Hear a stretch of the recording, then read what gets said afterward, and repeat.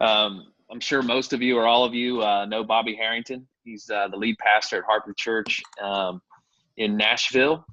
He's the executive director of Discipleship.org. He's written multiple books on the subject, and we're greatly privileged to have him in the mix today. Bobby, welcome. Great to be with you. My privilege. And as you know, the heart behind the Discipleship Dialogue is to ensure that our network of churches are having the ongoing conversation of what it looks like to make disciples that make disciples on the local church level. So we're glad that you've carved out a few minutes of the time to watch live or to watch the recording. But again, we're thrilled that you're here. Steve, why don't you open us in prayer, and we'll turn it over to Bobby, and we'll be off and running. Cool. I can do that. God, you're awesome. We love you so much. It is so cool to be on this conversation, Lord, and we are excited to just begin to grab a hold of what you are doing in the church in the realm, Lord. And I thank you for the time that we're going to share together. And we just ask that we would use this to grow your kingdom. We pray this in your precious name. Amen. Amen. Amen. Hey, we are recording the call. So if you're not interacting with the group or with Bobby, if you would go on mute, that'll keep the line clean so we can have a good recording. But again, Bobby, we're thrilled to have you today and looking forward to the conversation. Well, it's great to be with you guys. If I can, just because I'd like for this to be helpful for everybody who's joining us, I wanted to start off, of course, that our topic is going to be disciple making. The best environment, God's plan A for disciple making, is the context of the local church. And so there's various ways we can go on this. Just to kind of orient everyone, we could talk about the importance of being clear that that is the core mission of the local church, is making disciples. We can talk about the importance of that being the core competency behind everything. We can talk about the shifts that need to be made to shift to a disciple-making church, a church whose focus is really behind everything they think, say, and do is disciple-making. We can talk about raising up individual disciple makers. My contention over the last couple of years has become that if we're privileged to be on staff at a church, for 90% of those who are privileged to be on staff at a church, our main job should be not making disciples, but making disciple makers. So we can talk about that. We can talk about a tool that we've got coming out, a disciple maker assessment tool that Greg Wiens and I have been working on, along with others. We'll have an ebook coming out on that very shortly. Or we can talk about the 7 elements of a disciple maker's lifestyle. It's a new book that just came out. In fact, I think that this whole thing may have been predicated based upon this book. Is that correct? So we can spend our time. I can do a quick summary of this book that'll either make you say, "Okay, I got the summary. I don't need to read it," or it might make you want to read it. I just want to be helpful to you folks in the best directions with the top questions you've got.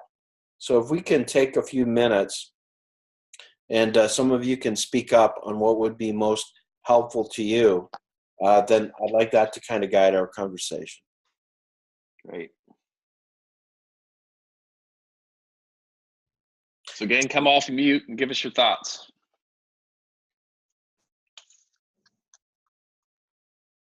I'm interested in making the transition to a disciple-making kind of church. But I'm reading your book, and I've heard some of the other stuff that others may want to hear. I'm just glad to be here, whatever the group wants. Great, thank you, Jerry. I think what will be helpful for us is the best environment to make disciples. The environment to make disciples? Yes. When you say that, can you be a little clearer on, just so I can be helpful to you, on what you mean by that? Sure. When I looked at, I know that there are several different ways that we could go about making disciples. Like what environment works the best under what conditions? Okay.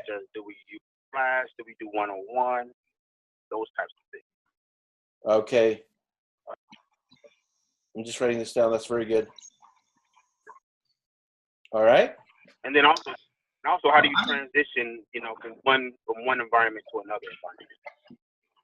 When you say so in other words, if you have most people being discipled, say in a small group context, and you want to go to what we call the transparent space, how do you make that transition? Exactly. Okay. Yeah, we have a book that came out last year called the Discipleship That Fits, that directly addresses that. So we can dive in on that if you'd like. Other questions?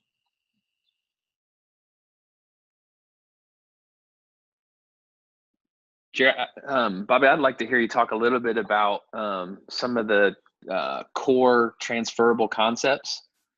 Okay. I think that's where it's broken down for me, and I've had a difficult time getting to a third and fourth generation. In other words, when you talk about transferable, you mean actually more passing it on, the multiplication principles, versus the transcultural. Like transferable can be what's transcultural, and then the other question you may be asking is what's transferable from one person to another. So like what are those core ideas that I need to pass on, and how are they best passed on to ensure that someone can do the same thing that I'm doing for them as I'm pouring into them.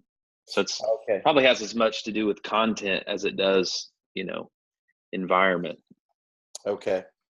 In other words, here's what I tell people. I actually got this from Randy Pope at Perimeter Church. Randy says that most pastors, they want to make disciples. They're really committed to disciple making, but where they drop the ball is three things. They don't have tools, and they don't have a process, and they don't have a system. Is that what you're talking about? Yes. Okay. Yeah, I think this is a big deal. So we can handle that. Okay. Anything else?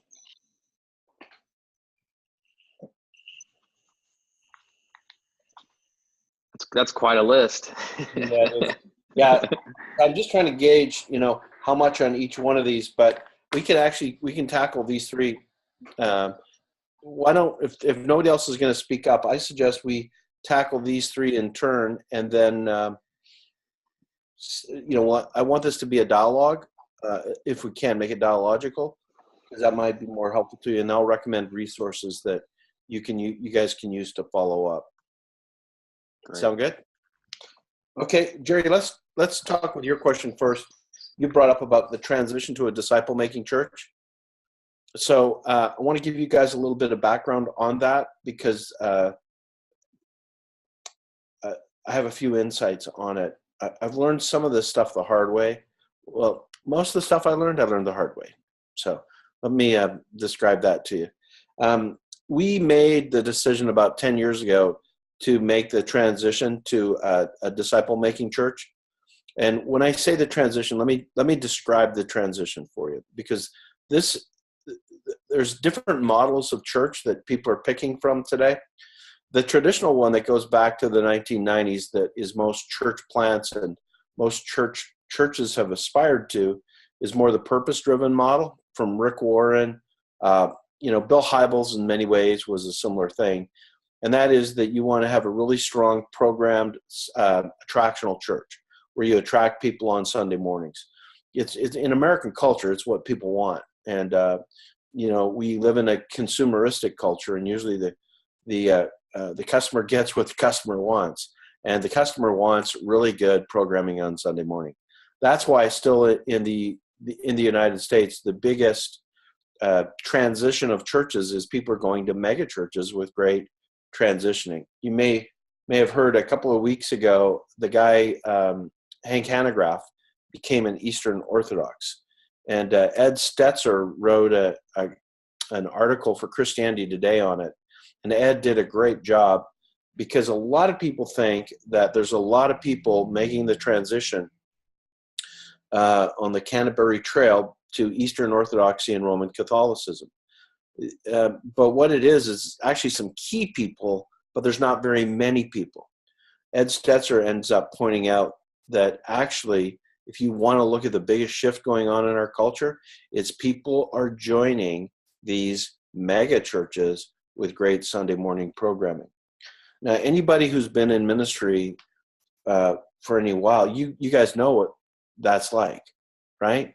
The pressure to produce a great program on Sunday morning. So when you talk about shifting to a disciple-making church, what are you shifting to? Well, some people, have given up on the attractional church. You want to do the house church thing. The data on the house church thing right now is that it's not, there's a lot of interest in it, but in terms of something passed on from decade to decade to decade, you're not seeing a lot of that, at least. Other people are wanting more of the missional type movement. And again, missional is very appealing, especially to millennials.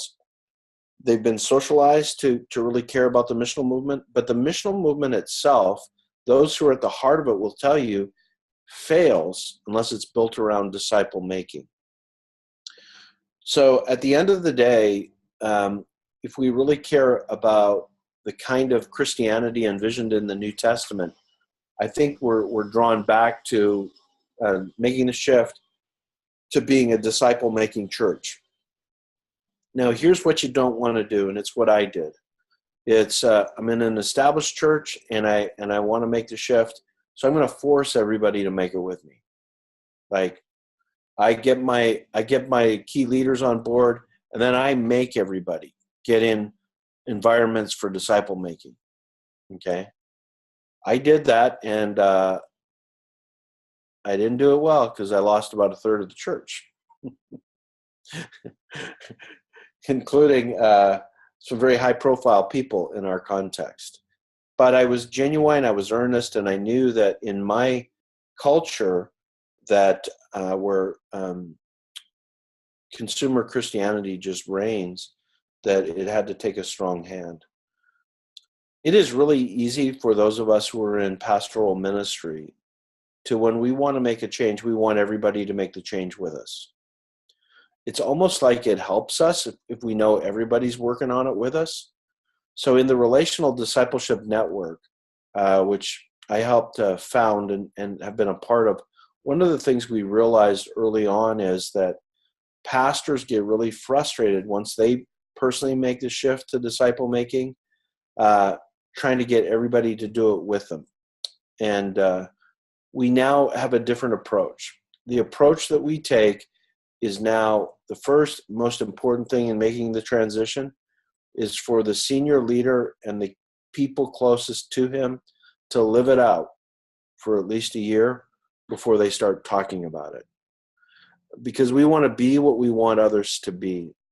And it's just fundamentally important to do that. I want to send you this is a draft, what I'm going to send to you. And Tom, if I can send it to you and have you send it to everybody else, that would be really good. Just because I don't, or if you can put it on your screen, maybe, Tom. Is it the email that you sent a few minutes ago? No, this is a different one. Okay, yeah. From the Relational Discipleship Network, this is a document that's a work in progress, but it talks about the shifts to becoming a disciple-making church. So I just sent it there to you. You'll need to turn it on its side, and it's kind of a rough document, but you guys will actually find this quite helpful for this part of our conversation. So I'll let you get it, Tom. What it does is it talks about the shifts to becoming a disciple-making church that we've mapped out over a period. We started the Relational Discipleship Network 6 years ago, and if I were to answer your question, Jerry, with a single diagram, it would be this one. So you all can see it. Now, notice at the bottom, it's making a shift to it, and the it being referred to as being and making disciples of Jesus. And I want you all to know when we say that, we're talking about That's the core issue in the local church. Everything centers around and keeps coming back to, how is this helping us to be disciples who make disciples? So it begins with the seek it phase, where we're wanting something different. By the way, the number of people wanting something different is really high today, because on the one hand, we know that most people in most churches look just like the world, and that bothers us on the inside. The other thing is that a lot of guys who lead mega churches, they don't feel good about it. Like, they might have a lot of people showing up, but there's a gnawing thing in them that they don't want to keep on the treadmill of keeping the mega church, attractional thing going all the time, that they hunger for something more meaningful. So high number of people seeking it. So the mindset is, we're looking for something different. They start to use the lingo about disciple making.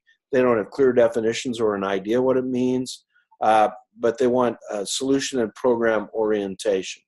Next, it goes to the discover it phase. You have a desire to make disciples of Jesus. Oftentimes people are skeptical about that. Yeah, everybody agrees with making disciples of Jesus, but how are we really going to do that? They will ask about real life ministries, for example, and other churches in our network. Is it just a unique thing to making disciples in that church context? Can anyone do it? Will this work in my culture?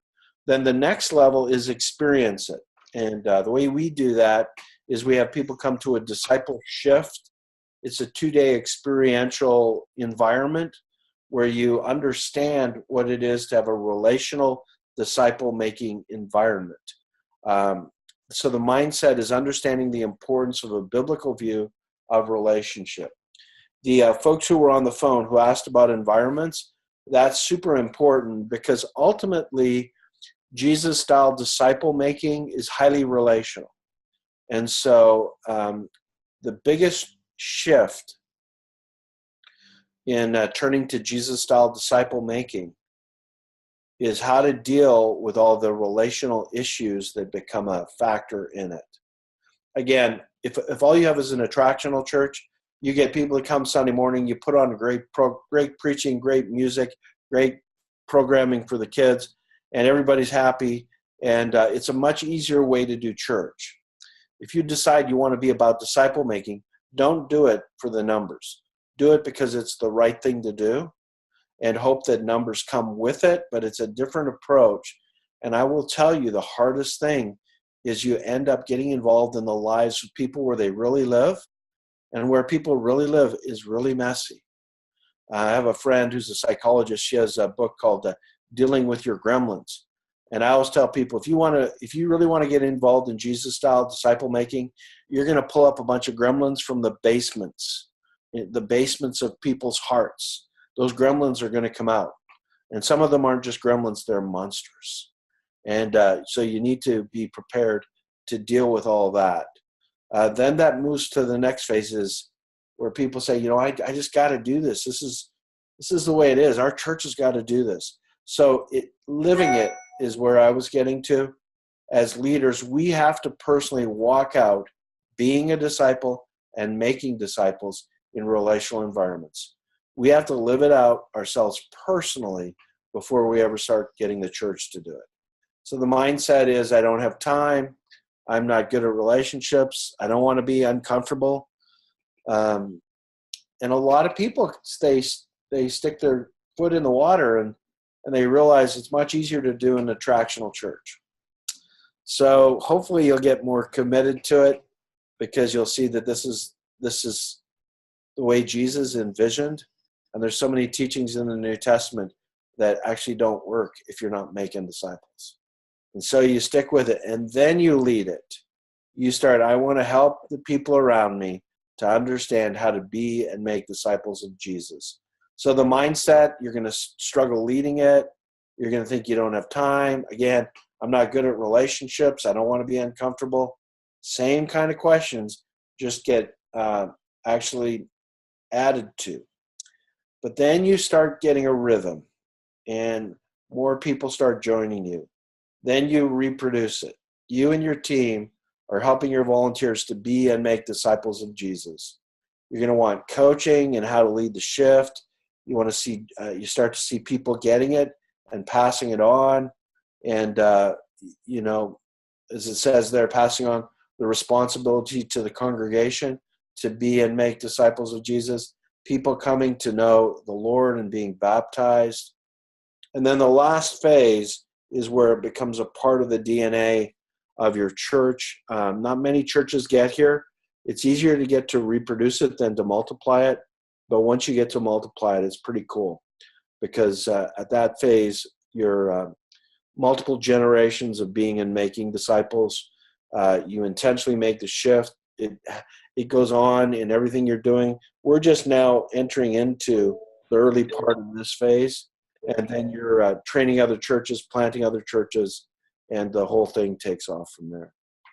So I hope that, Jerry, in a thumbnail kind of way, answers your question. And let me pause and see if you have any questions for me coming out of that.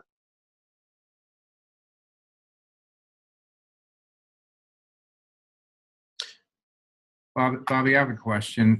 In your experience, is that does small group ministry coexist with discipleship, or if small group ministry exists in a disciple making church, is it keyed into the same DNA of discipleship making instead of book studies and support and care for each other type thing? Sure. This is actually part of the second question. Tom, I'm thinking that we've got to be done at the top of the hour, right? Yes, that's correct. So can I dive into that next then? I'm just going to transition to the environment for making disciples. What I did in that diagram that we just shared with you is give you sort of a broad picture of the transition. Here's what I want you to think about, is that there are multiple ways to develop an infrastructure in your church for disciple making. Small groups is just one of them. And in some contexts, small groups may not be the best. So just give me a second. I'm going to give another diagram that'll help explain this better than I can quickly do it by describing it verbally. And it's, again, from the book, Discipleship That Fits. And I'm not seeing my diagram. Just give me a second here, please.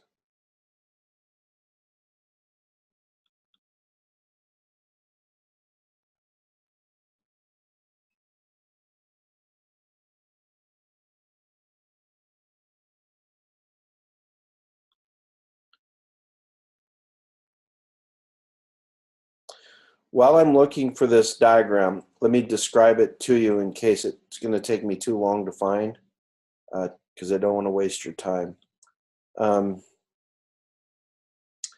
If you look at the life of Jesus, I'd like you to think of 5 relational environments for disciple making. And each local church is going to need to decide which 2 of these 5 environments you're going to focus upon. It is very hard to have 3 of them going well.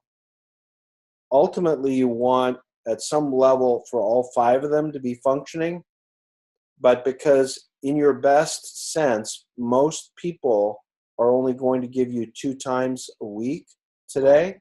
So you want to say, if I just have 2 times, what are going to be the environments that I want to focus on? Now, you can have a 3rd time for leadership development, but that's a nuanced thing that we can talk about. So anyway, let me tell you about the 5 environments. The first environment, by the way, these are from the life of Jesus. They are also demonstrated in sociology. Joseph Myers, a sociologist, has done quite a bit of work on the social spaces of people. And so what we find in the life of Jesus is actually the sociology is reflected in how Jesus did it. The first is the public area.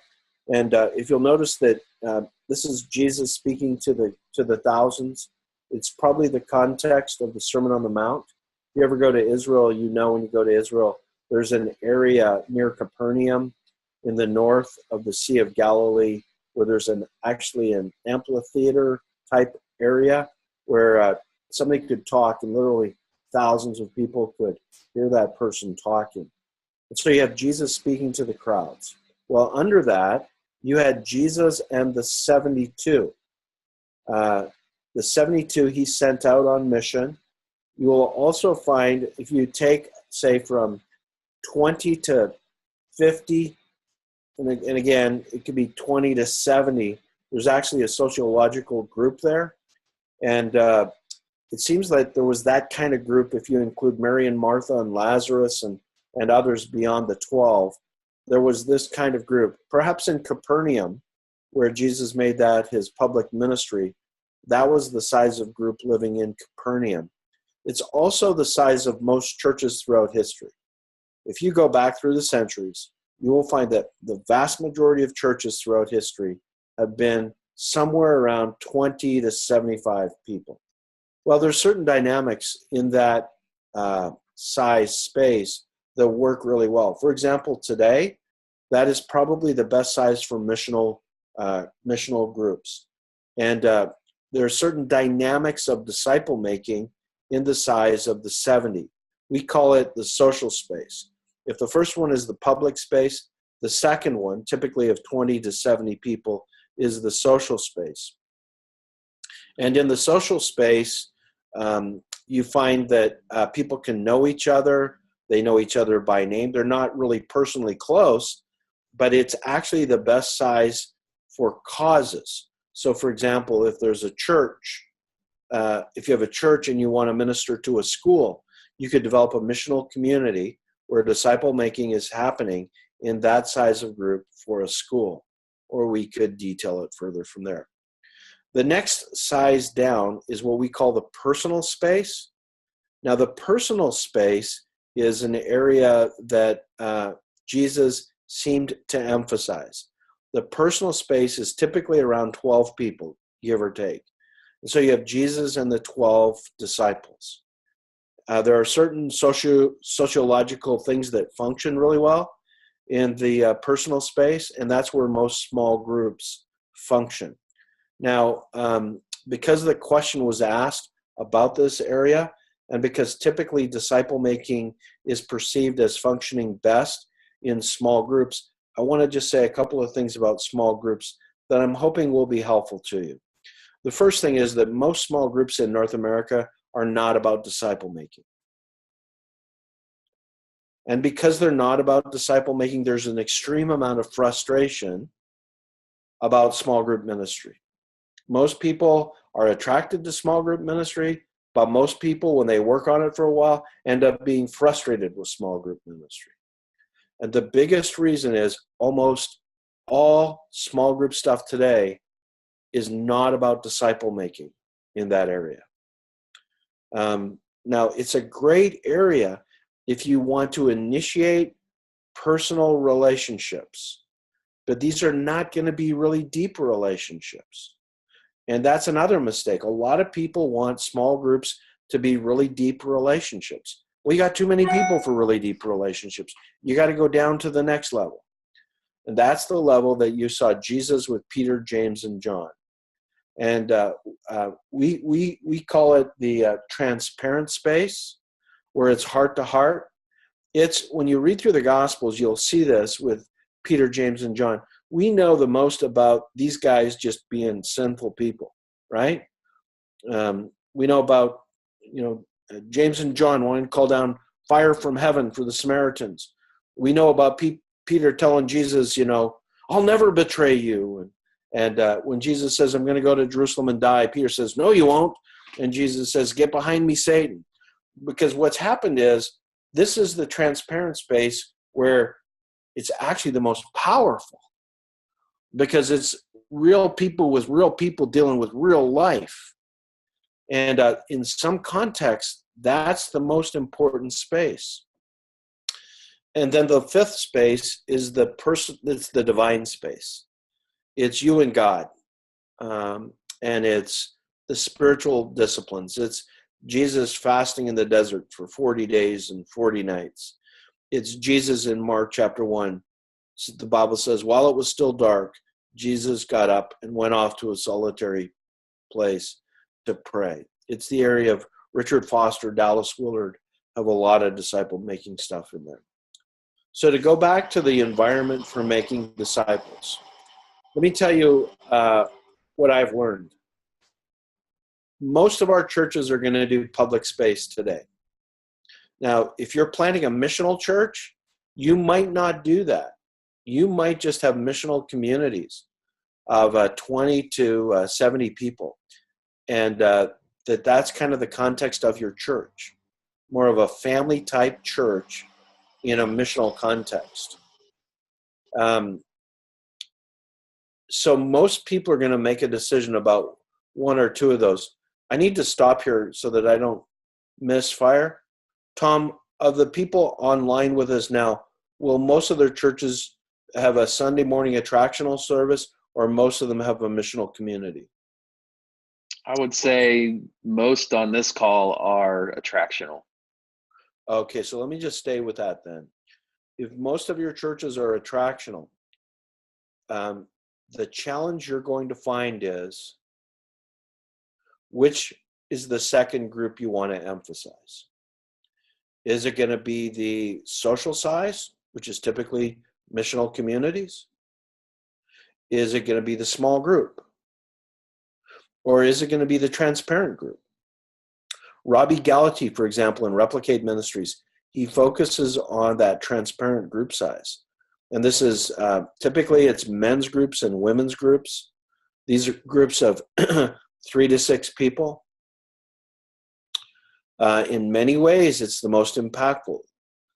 We in our church right now are making a huge shift to emphasizing, we call them transform groups, T groups for short. In the book, The Disciple Maker's Handbook, the 3rd chapter in the Disciple Maker's Handbook tells you how to start these groups. And for my money right now, that's the highest impact group.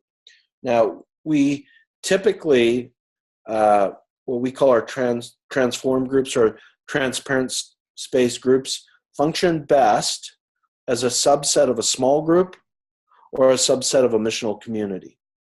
3DM and Mike Breen and those guys, they do the missional communities, and then they have these, what I call transparent groups, same gender transparent groups that provide the core disciple making to back up the missional community. Real life ministries, they're going to have small groups in the personal space. And then when you get to know real life ministries really well, it's actually the transparent space where a lot of the real life change is happening. And so you have to decide what's going to be number 1, what's going to be number 2, and how do you back up? Typically, how do you back up number 2? So if you're going to have a Sunday morning gathering, are you going to go with missional communities? Okay. If missional communities is your primary place of relationship for people, I can tell you that if they're going to be disciple-making missional communities, then you've got to add in the transparent space to support at least the leaders of the missional communities. If it's going to be small groups, your secondary emphasis is you got to make them about disciple-making. You've got to really work hard on the leaders, and you've got to create a system where you're creating disciple-making leaders of small groups. And they've got to be in it to go deep and spend a lot of time outside just the small group meetings. So let me pause there and see if you have any questions. And I'll get that diagram for you, Tom, and send it to you. I can't find it right now, and I don't want to slow our call down for me to look for it on my computer. Yeah, no worries. We are recording the call, so we'll send out the recording and the 3 documents that you've sent me. Okay. So let me just pause there. Actually, let me go to the 3rd question that came up, and that is the core transferable things that can be passed on. Because let's get down to brass tacks. Because this is what is going to matter in the personal space and the transparent space, which is really the heart of life-changing disciple making. Okay? Now, don't hear me saying something I'm not saying. In all 5 spaces, there is life change. There are lots of people whose eternal destinies were transformed because they went to a Sunday morning attractional church and they made the decision to trust and follow Jesus because of the preacher's preaching. In fact, in some ways, that's the most effective time and space with non-believers. So don't hear me putting down Sunday morning church services. But most people, once they become followers of Jesus after a couple of years, they're going to feel stagnant and a lack of growth just coming to church. And that's why Willow Creek did the whole repent and the whole reveal thing. I think they were right about that. Now, the next phase, in creating missional communities or social-sized groups, those are great for affiliation. It's like a block party. You don't know people really well, but you know who they are. It's a great place for the weird Uncle Bill who can't fit into a small group because nobody wants to be in a small group with him. He can come to a social-sized missional group, and actually he can find a place and he fits in. Life change will struggle with a missional group, but you'll do good in the community.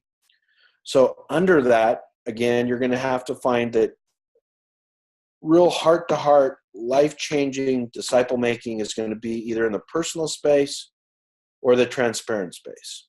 Or if you're Wayne Cordero and you can get everybody to have personal time with Jesus every day in a journal. But let me stick in terms of the transferable stuff with the personal space and the transparent space. Real Life Ministries has done a great job of creating transferable teaching processes and concepts for the small group. They teach everyone their spiritual life development path, the phases of disciple making, which I've sent that to Tom. He can send that to you. I modified it a bit to include making disciple makers. But their whole church and their whole small group system is built around everybody is an expert in that process. So if we go back to what Randy Pope said, and I think he's right, you have to have a tool, you have to have a process, and you have to have a system that supports it. Well, what's their tool? Their tool is the disciple maker wheel or the disciple maker path that I've given to you. All of their small group leaders are really trained at an in-depth level in that process. They know what it is to be somebody who needs to be born again. They know what it is when somebody's an infant and what they need to go from being an infant to a child.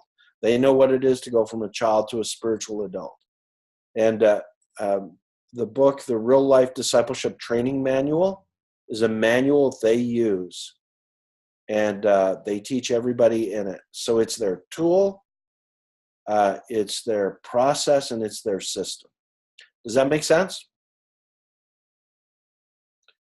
Yes, very much so. What do you all use at Harpeth? We have created our own thing. So, because in our context, see, if you live in northern Idaho, small groups is a space that there's a huge deficit in that personal space. And so people getting to be in a small group is like a really big deal. Well, where I am, people are so busy. They want to be in that space, but they really want to be in a space where women can meet with other women over coffee, or men can get up at 6:30 and from 6:30 to 7:30 before they go to work, meet for breakfast and really get down to brass tacks. Does that make sense? So for us, these transform groups, and again, Josh talks about them in the book, in the 3rd chapter, how we form them. And we form them in a highly relational way, and I commend that to you. And so what we're doing right now, and this is just new in the last, I'd say the last 8 months, what we call these T groups, but they're really taking off and doing really well. So we have a 2-step process with them. The first step is we start them all highly relational, where everybody shares their spiritual biography. So again, it's 3 to 6 people, same gender. Everybody shares their spiritual biography because we want it to be heart to heart. And if you do the spiritual biographies the way Josh laid it out in the book, that's what's going to happen. And then the second thing we do, because we believe that actually people having a core theology is hugely lacking today, we take them through, it's called the Trust and Follow Jesus Handbook. And it's 7 key teachings. And we want everybody to know them and to have them in their brain. And we do it at 2 levels. One is an introductory level, and then we also provide more of an in-depth material. So in your typical group, the first 6 months, we've mapped it out. This is our tool. This is our process. And we provide everybody leading those groups with a coach. So that's our system. And once they've done that first 6 months, for the next 6 months, we'll help them find material for their groups.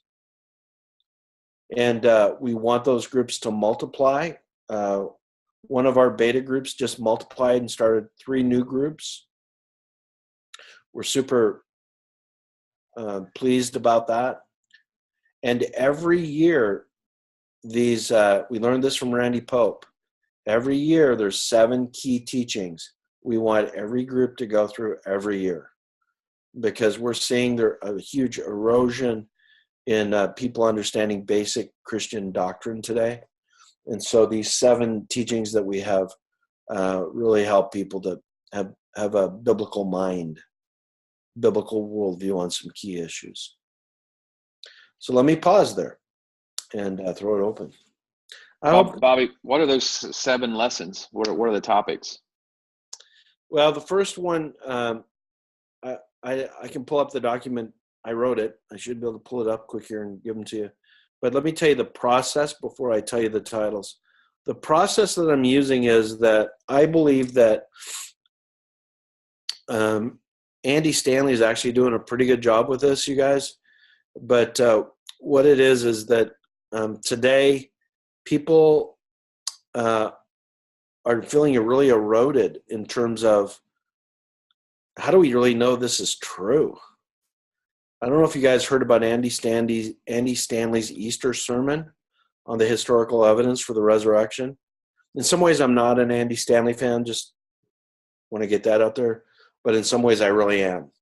And I agree with the theory of how people come to know what they know, that we have to have a strong objective basis of why we believe what we believe today. So here are the 7 that we do. The first one is history and Jesus. So I want them to know the historical background of the historicity of Jesus. Then the second one comes out of the first one, and it's scripture.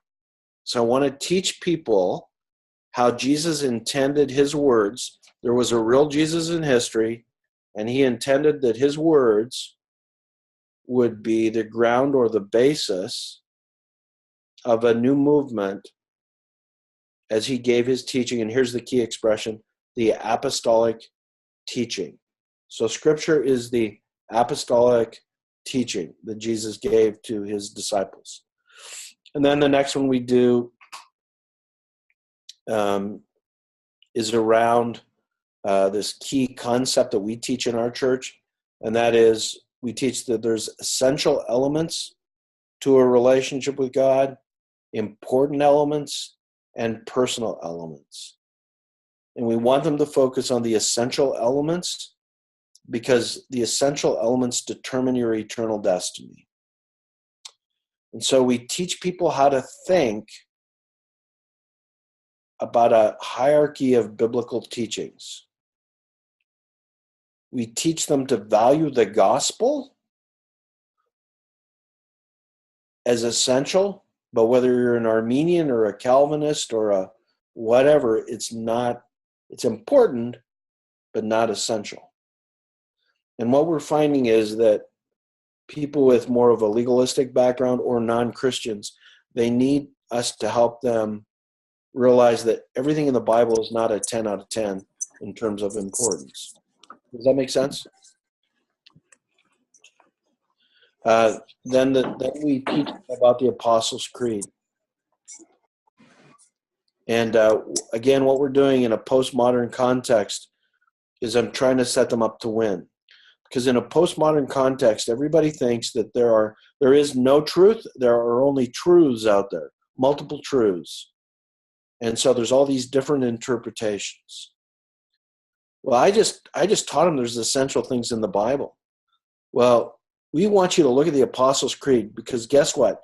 The early version of the Apostles' Creed, everybody has believed it who's an Orthodox Christian for 1,800 years in all kinds of countries, centuries, cultures, and contexts. So what I'm teaching you here is not something that's this obscure thing that's just our opinion. This is core key stuff. Then the next, we teach them about what it means for Jesus to be Lord and King.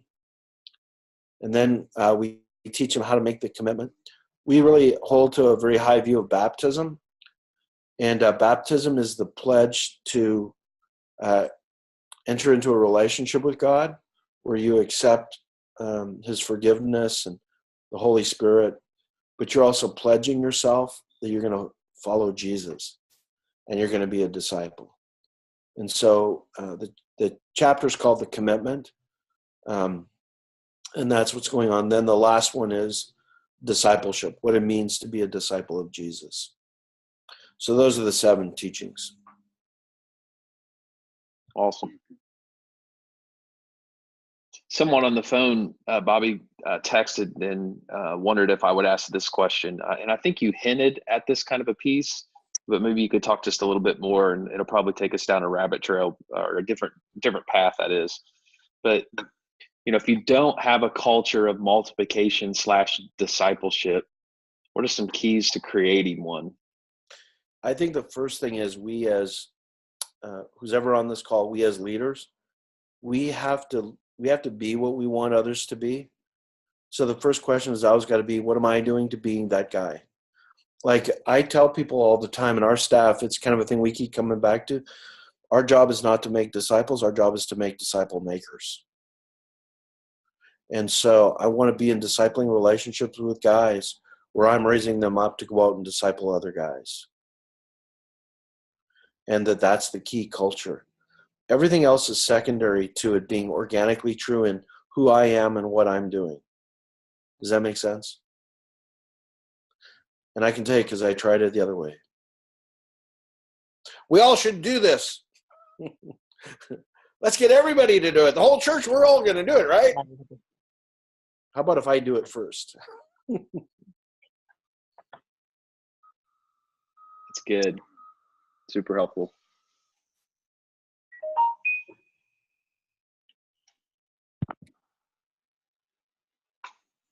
Come off mute. What other questions do you have?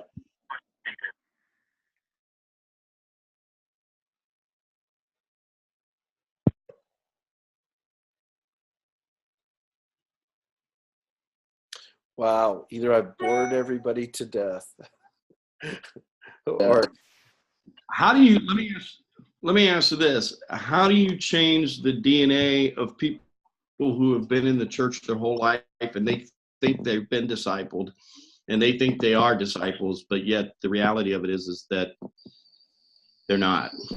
Yeah. So in church planting circles, we used to have the same question when people ask about, starting new churches and all that. And we had this expression, it's way easier to have babies than raise the dead. And so here's my key expression with this.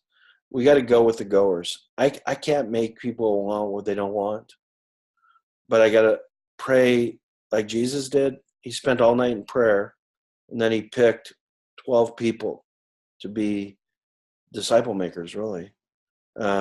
He called them to be his disciples, and then he made them into disciple makers, or most of them anyway.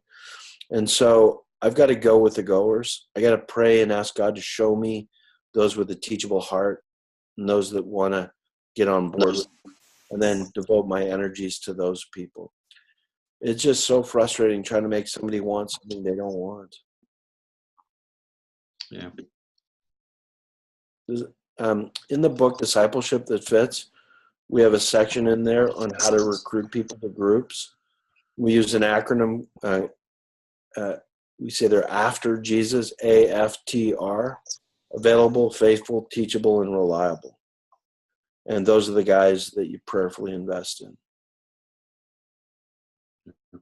Or gals, as I look at Julia's face there.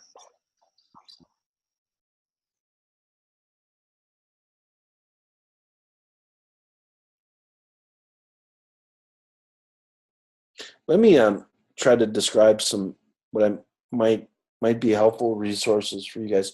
First of all, I want to invite you all to come to the National Disciple Making Forum, November 9th and 10th in Nashville. You got to come, because we're going to try to bring the top practitioners of disciple making, speakers and leaders. We got Jim Putman, Bill Hull, Tom Rayner is going to speak at it on the top issue, Disciple Makers Face today. We've got some stuff on discipling LGBT people, discipling people with addictions, how to transition your church. It'll all be great stuff around this.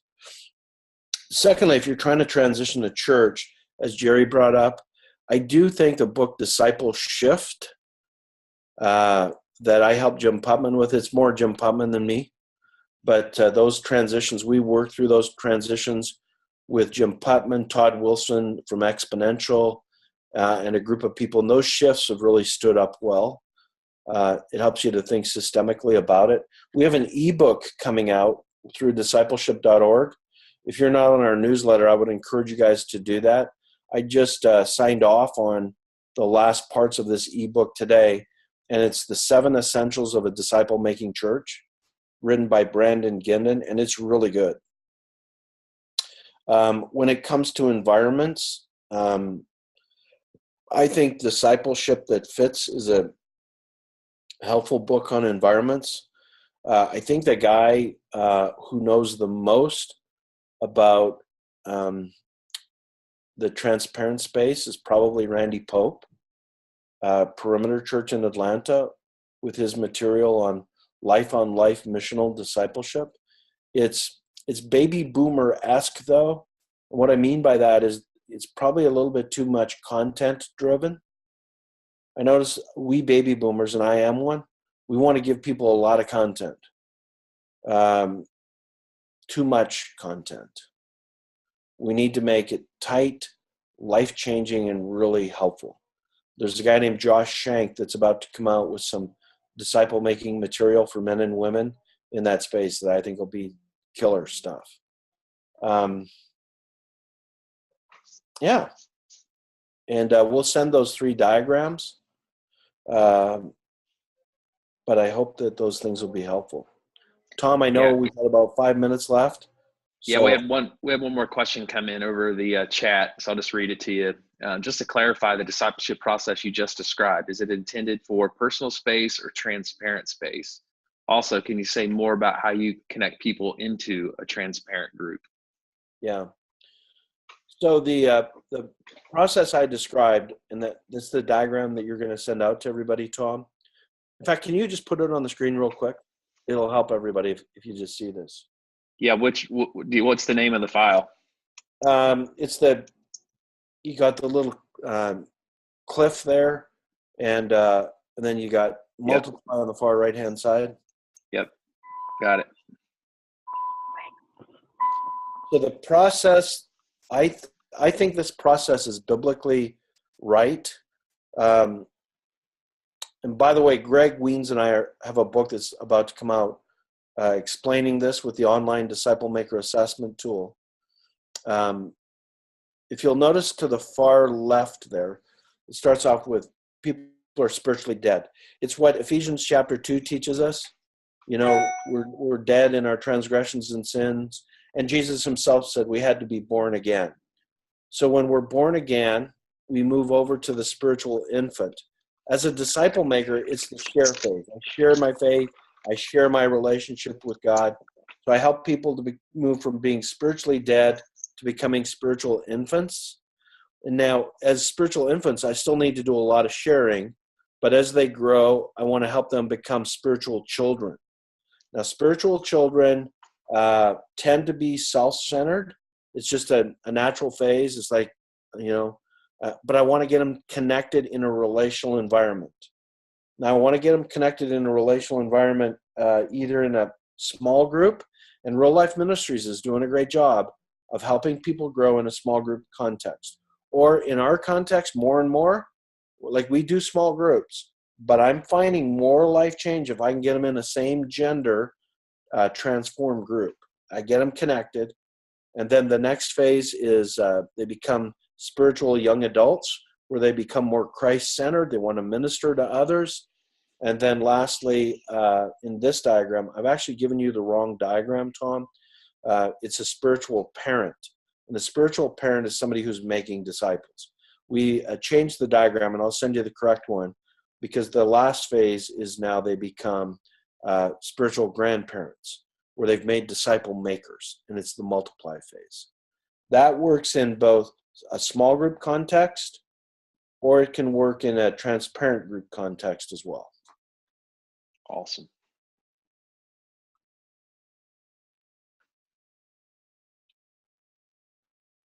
Well, we have about 2 minutes. Anybody else have a burning question they want to ask before we bring things to a close?